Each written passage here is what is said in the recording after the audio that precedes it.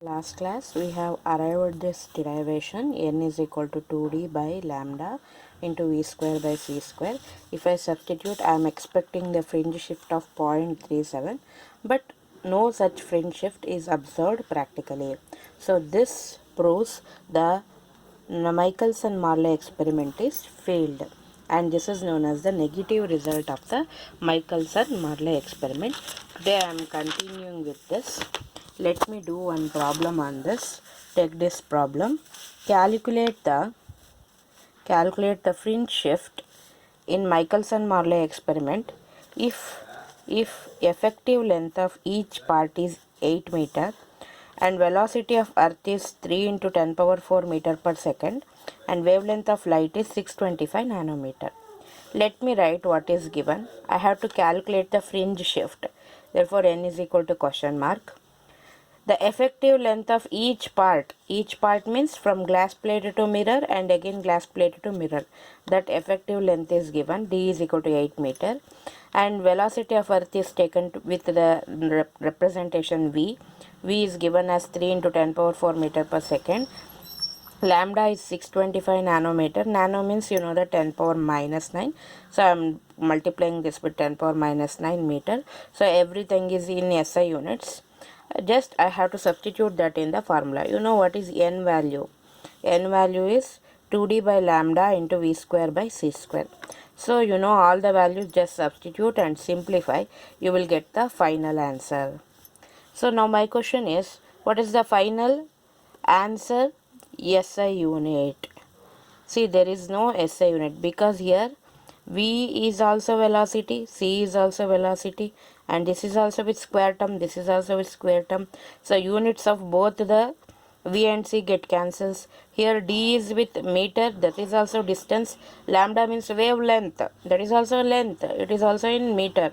So both meter and meter get cancelled, so there is no unit. Just you have to count n is equal to how much of shift will appear. 0.37 of shift will appear, something like that. So you should get the answer for this. You solve and you have to reply me in the WhatsApp what is the answer for your calculation. Similarly, let me do the second problem. Please take down. This is the homework problem for you.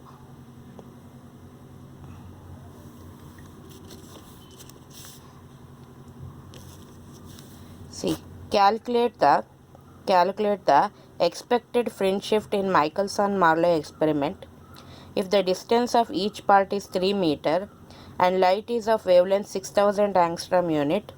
Given orbital velocity of earth around the sun is 3 into 10 power 4 meter per second and velocity of light is 3 into 10 power 8 meter per second. So everything is given. Here also you have to write the data and then formula and then substitution and then final answer with unit. But here no unit. For both the problems you have to reply the final answer in WhatsApp. Okay. So this completes your chapter 1 of unit 2. Now we will be concentrating on the next chapter, that is theory of relativity. So before going into theory of relativity, let me understand what are the inference of null result of Michelson-Morley experiment.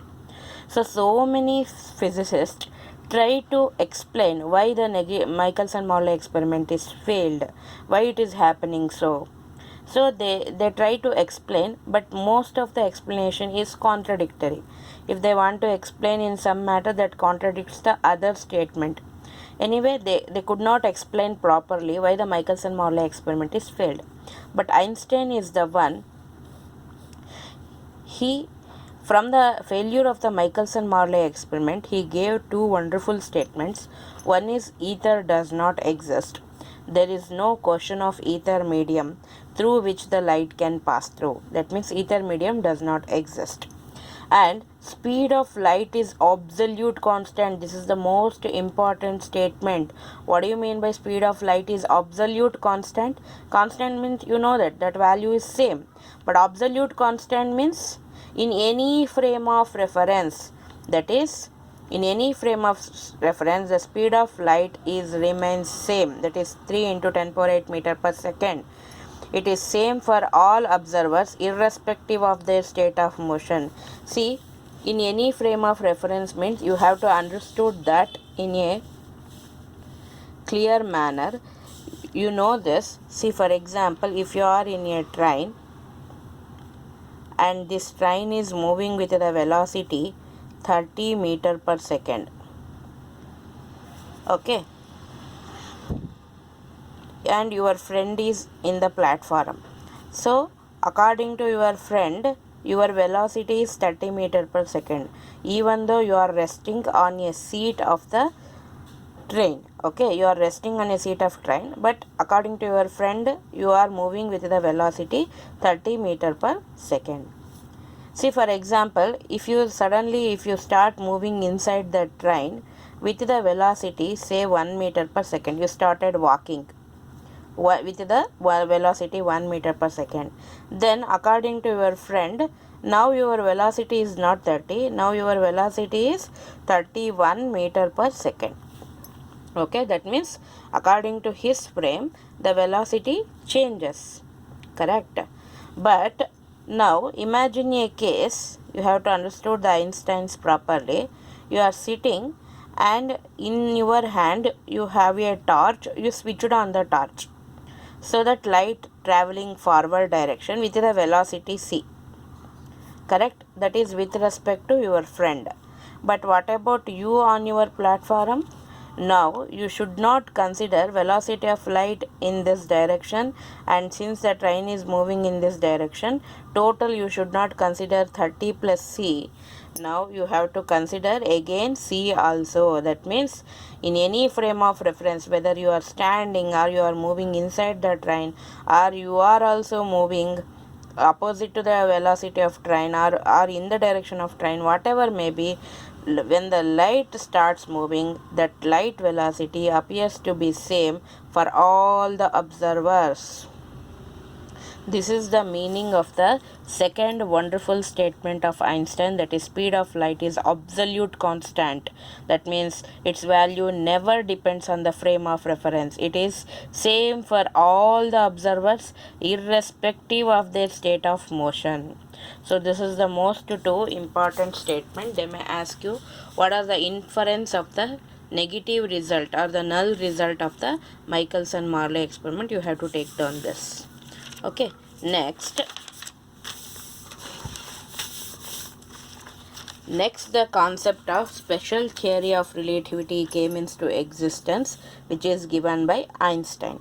Already told you, from the failure of the Michelson-Morley experiment, he has given the wonderful statement. The very first statement is the velocity of light is absolute constant. That means its value remains same irrespective of the frame of reference, or in any frame of reference the velocity of light remains same, or you can particularly same in any inertial frame of reference. In any inertial frame of reference, the velocity of light remains constant. And he also made one more postulate: all physical laws, whether it is electromagnet and mechanical, must be same in all inertial frames. See here what is happening in the previous part. What is happening? See, if I apply Galilean formula, what's the Galilean transformation says? X dash is equal to x minus vt. So if you want to velocity, differentiate with respect to t. Correct?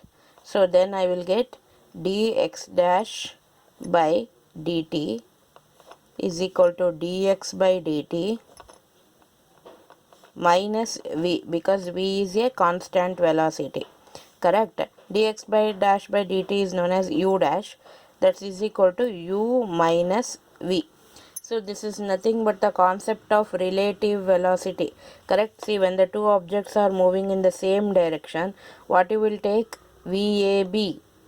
That means velocity of this object with respect to the frame A is taken to be VA minus VB. correct? So that means here it is saying the velocity is considered to be relative, but this is applicable only for the small velocities. For some car, for some vehicle it may apply, but this is not applicable for the velocity of light. That means whatever the theory on the basis of light is there, that is electromagnetic theory is not satisfying with the Galilean transformation, but all the mechanical theory, the theory related to mechanics, is satisfying. So Einstein stated for one it is satisfying, for another it is not satisfying. This is not agreeable. So all physical laws, whether it is electromagnetic or mechanical, must be same in all inertial frames. These are the two postulates made by Einstein, influenced by the negative result of the Michelson-Morley experiment. And from these two postulates, which led to the special theory of relativity. Why the name special theory of relativity? First of all, why the name theory of relativity? Because the word relativity means we are finding the one relative to the other. For example, if I am at rest means with respect to what? With respect to what medium I am at rest. If I am in motion means with respect to what medium I am in motion. For example, if I am in this position means what is with respect to what I am in this position. If I am in this position means with respect to what I am in this position. That means every time whenever you will say position or whenever you will say the state of rest or state of motion, you have to say with respect to. So this is the meaning of the relativity. That means this basically explains the relativity. Why the name special theory of relativity means here I have imposed one special condition that all the inertial frames must move with constant velocity. This is the word I am using. So if it is accelerating, even I cannot apply the special theory of relativity. Okay, that means if there is a event here, if I am observing this event with respect to this is first frame, this is second frame, this is third frame, and out of this second is moving, say, and third is also moving, say, and second is moving with uniform velocity, and third is moving with non-uniform velocity, then I can say the event with respect to which is at rest, say. So whatever the position and rest are there with respect to this frame, and with respect to this frame also I can measure, but not with respect to this non-uniform frame, because in special theory of relativity all the frames must be moved with the condition constant velocity. So this is the special condition I am imposing on the theory of relativity, hence the name special theory of relativity. So in special theory of relativity, first of all I should get some transformation equations. You can ask me, we can use the Galilean transformation, right? Because the Galilean transformation is failed now. It is not applicable for the light. Correct. So since the Galilean transformation has failed, now we want the new transformation equation, and that is known as Lorentz transformation equation. Lorentz give this transformation equation on the basis of postulates of special theory of relativity. That means in his transformation equation he considered the very first postulate that the velocity of light c is absolute constant, that is irrespective of the frame of reference its value remains same. He considered that point into account while deriving the equation. And second point, he considered the both space and time are space and time are relativistic. See here in Galilean we consider t in one frame must be equal to t dash in another frame. That means time is equal irrespective of the frame of reference, but this is wrong. Time with respect to one frame will not be equal to time with respect to another frame. So this is what the special theory of relativity says. So we consider space both space and time are relativistic. So what do you mean by Lorentz transformation equation? Based on the postulates of special theory of relativity, that is Einstein's special theory of relativity, Lorentz derived some transformation equation between any two inertial frame when one is moving with a constant velocity with respect to the other. That equations are referred to as relativistic space-time transformation. See here, relativistic means both space is relative and time is also relative. That means time varies with respect to a different frame. So these transformation equations are known as Lorentz transformation equation. So here now I need to concentrate on the concept of Lorentz transformation equation. See, for example, I will consider a frame of reference. At time t equals 0, both the frame S and S dash coincides. Okay, S and S dash coincides at a time t equals 0. When the time moves, when the time value increases, at that time this S dash frame starts moving with uniform velocity along the x direction, along the common x direction. So this is your z dash and this is your y dash. This is your y and this is your z. See, when both coincide, at that point I have triggering some source of light. You know that how the light travels from a source, it will travels in all possible direction. That is why we will consider, here I am showing with a circle. You have to imagine a sphere, rays of light in the form of a sphere.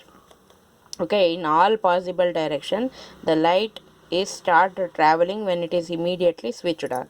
Okay, so when I have switched on this, when this origin, I will call this as O origin and this as O dash origin, when both starts coinciding. Okay, when I start observing, see, for this, taking this as the origin, the light is continuously moving with in the form of increasing sphere, and here O dash also, this is continuously moving in the form of increasing sphere, because light is traveled when O and O dash coincide. Light is switched on when O and O dash coincides. So when the frame starts moving, the one who is in the S dash frame, he feels that O dash is the origin and the light is moving in the spherical form like this. The one who is in the S frame, he feels that the O is the origin and the light is moving like this. So I have given the diagram like this. Okay, and this is the radius of the sphere. Radius of the sphere is a distance basically. So if I know the velocity and time, I can give like this. This is c into t, and for this I have written c dash into t dash. If I consider some point p on this frame, same point p, actually this is same point p I have to write actually. So this is having the coordinates x, y, z, and same point p within the s dash frame will have x dash, y dash, z dash. Are you getting my point? So now I have to find some Galilean transformation equation. Before that I will write the equation of the sphere. See, equation of the sphere can be written as x minus h whole square plus y minus k whole square plus z minus l whole square is equal to r square. See, if you don't consider z direction into account, then this will be an equation of the circle. You know that, where h and k are the origin coordinates of the origin. So if I consider z axis into account, then the circle converts into a sphere, where h comma k comma l are the center of the sphere, coordinates of the centers of the sphere. So here the center of the sphere is 0 comma 0 comma 0. So I can neglect this h comma k comma l. So what is the equation of the sphere? I will get x square plus y square plus z square is equal to, what is the radius in the s frame, that is c into t whole square you will get. So if I simplify, I will get x square plus y square plus z square is equal to c square t square. I will call that as equation number 1. Similarly, in the s dash frame, I will get like this: x dash square y dash square plus z dash square is equal to r dash square. R dash square means c square t dash whole square ಆಗುತ್ತೆ. This will be t dash square. Okay, now I have to relate x with the x dash. This is my main intention.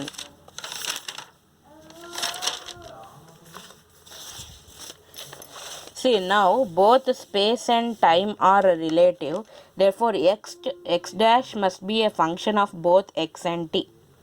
Okay, x dash must be a function of both x and t. Therefore, I can write x dash as some constant into x plus another constant into t. Similarly, t dash is a function of both space and time coordinates. Space coordinate is represented with x and time coordinate is represented with t. So, this is with s dash frame. I am relating this with s frame. So, I have used the different denotation. The constant dx into et I will write. See, for example, if I am observing the origin O dash with respect to S prime, I am observing, then which is at a distance how much? Which is at a distance of x coordinate Vt and y coordinate is 0, z coordinate is 0, and the time it will take to reach that point will be t. Correct? So, if I am observing the same origin O dash with respect to S dash frame, so with respect to S dash frame, x dash origin x dash coordinate will be 0, and again y coordinate is also 0, z coordinate is also 0, and time is taken as t dash. This whole set of equation I will call that as equation number 5. So if I substitute 5 in 4, then I will get x dash is 0, x dash is 0, a into x value is Vt and Bt I am writing as it is. So if I simplify this 0, if I take t common, I will get Av plus B. So from this equation, Av, 1 minute.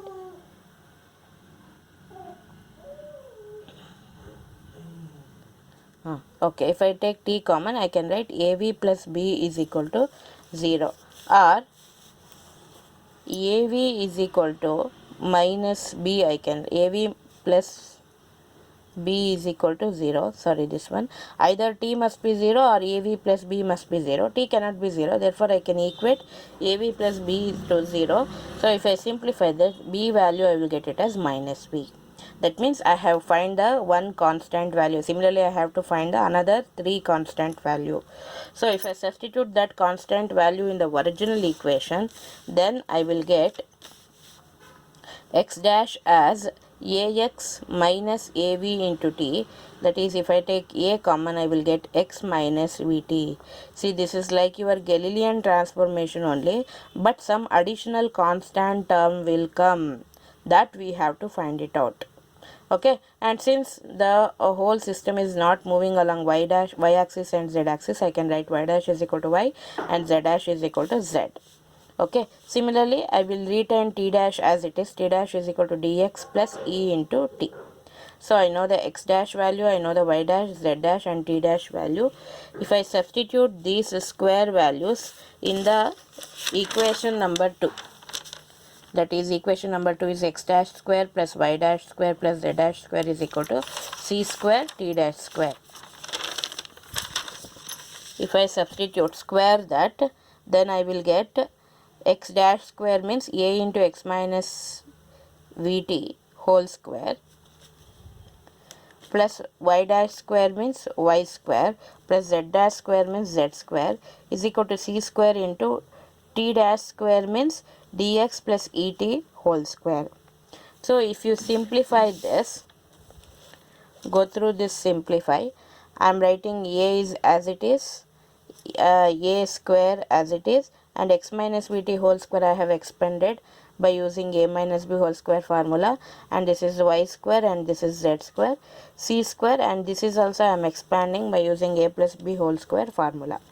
Then what I will do, I will multiply this a square, these terms in the bracket terms, and retain y square plus z square as it is, and here also I am multiplying z square c square term in the for the whole equation.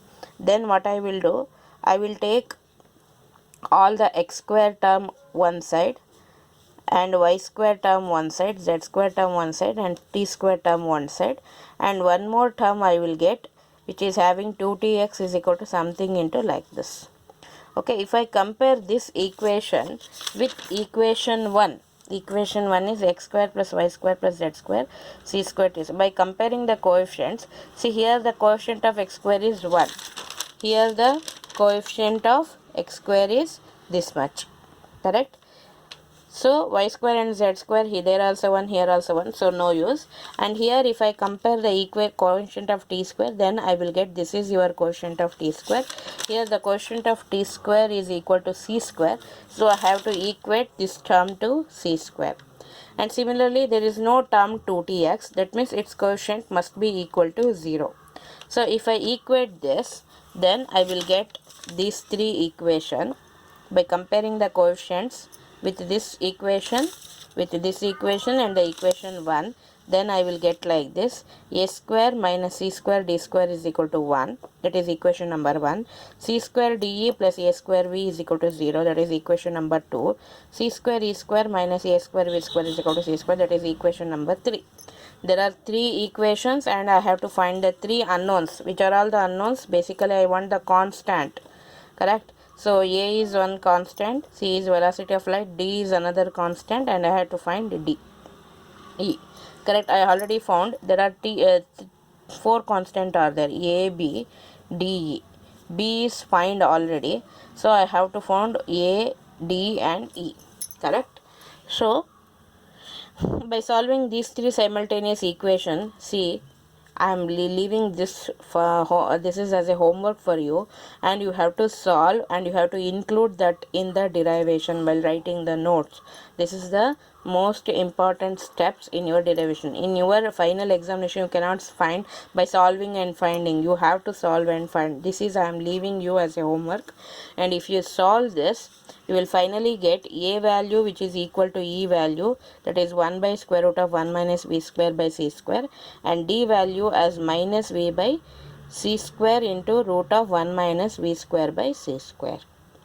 So after solving this, if I substitute these all constant values in the original equation, equation 3 and equation 4, then I will get the equations like this. So x dash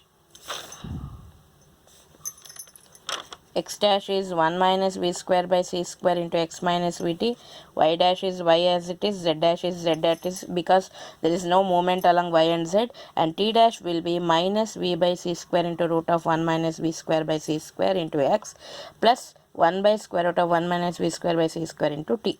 If I take square root of 1 minus v square by c square common in the denominator, then remaining will be t minus vx by c square. So this is the Lorentz transformation equation, x dash for y dash, z dash, t dash.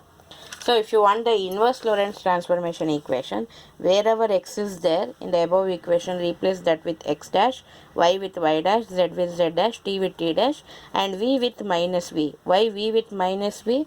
Because if you are in this frame, if the observer is in this frame, for this frame is moving with velocity v. If the observer sit on s dash frame, then for this observer, this frame is moving backwards with my negative velocity minus v. That is what I have to replace v with minus v. If I replace, I will get this equation: x is equal to y is equal to z is equal to t is equal to, and this is known as inverse Lorentz transformation equation. See, you may get confusion. If I replace v with minus v here, I will get 1 plus, no, here if I replace v with minus v, this becomes minus v whole square. Minus v whole square is also v square. Therefore, this term remains as it is, square root of 1 minus v square by c square. So finally, I will get these are the Lorentz transformation equation and inverse Lorentz transformation equation. I will stop at this derivation. So your job is to, after understanding this video, you have to replay in the WhatsApp, first of all, the answer for those two problems, and second, how you are solving these three simultaneous equation and how you can find those constant. You should try it out, and if you get the answer, just give me a thumbs up. Yes, I got the answer. And you have to include that finding the constant steps in the notes. That is the most important. I have left those steps now. You have to include that, and then you have to write your Lorentz and inverse Lorentz transformation equation in your notes. Okay, thank you. I will stop at this point.